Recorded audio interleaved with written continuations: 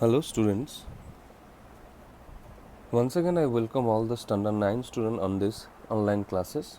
I hope you all will be studying properly and take the advantage also. So last class we have discussed about or we have learned about that velocity time graph, how to plot this one, that velocity time graph, that one we have learned. But today we will learn about velocity time graph, at the same time how to calculate displacement from the velocity time graph. So without delaying, let's get started this one, velocity time graph. Mother Nature has blessed us with different types of scenic beauties like mountains, waterfalls, etc. The fast flowing of water in a waterfall looks so fascinating. The largest waterfall in the world is Victoria Falls. You know that one. So the physical quantity which determines how fast the water flows is known as speed. We can take different types of examples of moving object. Yes, accordingly we define that one, which one is slower and which one is faster. So the physical quantity which determines how fast the water flows is known as speed. When we consider speed along with direction, it is known as velocity. So in speed, if we include direction, then it becomes velocity. And mathematically, velocity is equal to displacement divided by time, where displacement is the change in object's position considering its initial and final positions. Or what else? How can we define that one? Displacement is the shortest distance between 2 points, that is initial and final. Okay, that means velocity, time and displacement are interrelated to one another. Velocity, displacement, time are related with one another because velocity is equal to displacement by time. Let us consider an object which is moving with different velocities at different times.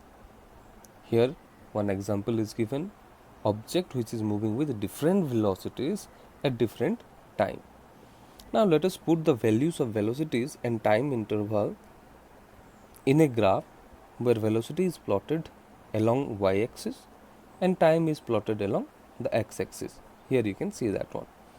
Now assuming that the velocity of the object is 0 meter per second at time t is equal to 0.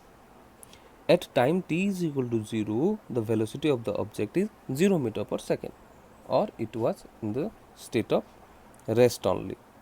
Yes, and then it increases to v1 in time t1. It increases, its velocity gradually increases to v1 in time t1. Again the velocity of the object decreases in the negative direction at a time t2. Again the velocity decreases at a time t2. Then the object acquired a negative velocity, that is minus v2 at time t3. Yes, the negative velocity of the object remains constant for some time. For sometimes that negative velocity, that is minus v2, is constant for some time and it attains a zero velocity at t4. We know that the value of velocity and time will help us to find the displacement of the object. The displacement of the object can be obtained from the previous velocity time graph. How can we obtain that one? Let us see. It is obtained by calculating the area of the curve under velocity time graph, that is area enclosed by the time axis and the curve. So here that shaded part is given here is the area enclosed by the time axis and the curve. So if we calculate the area, then we can easily calculate the displacement. So therefore total displacement of the body from 0 second to t4 second will the area of the triangle OAB and trapezium BCDE. Okay, that is total displacement is equal to area of OAB plus area of BCDE. Let us revise, and you know that one, how to calculate.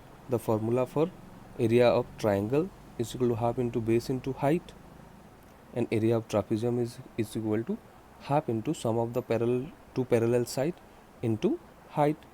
So you can calculate that one. You will try this. Okay, so let us revise what we have discussed. Velocity is plotted against time in a graph known as velocity time graph to obtain the displacement of the body.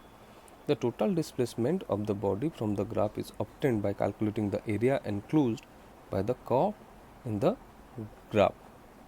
This much only. Thank you.